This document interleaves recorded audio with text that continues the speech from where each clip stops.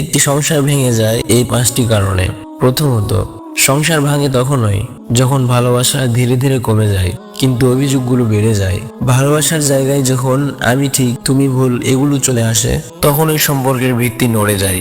দ্বিতীয়ত, যখন দুজনেই নিজের কথা বলতে চায় কিন্তু কেউ কথা শুনতে চায় না। একটু বোঝাপড়া, একটু ধৈর্য, এই ছোট ছোট জিনিসগুলোই বড় সম্পর্ক বাঁচিয়ে রাখে।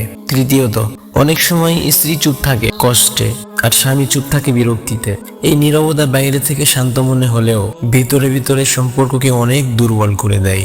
চতুর্থ, স্বামীকে অন্য পুরুষের সঙ্গে তুলনা করো না। তুলনা কখনো ভালোবাসা বাড়ায় না, সন্দেহ আর দূরত্ব তৈরি করে। পঞ্চম, যখন ক্ষমা করার বদলে আমরা তর্ককে বেছে নিই তখন ভালোবাসার জায়গায় আসে অহংকার, আর সেই অহংকারই একসময় সংসার ভাঙার মূল কারণ হয়ে দাঁড়ায়। মনে রেখো, সংসার থেকে ভালোবাসায়, ভালোবাসা থেকে সম্মানে, আর সম্মান থেকে বোঝাপড়ায়।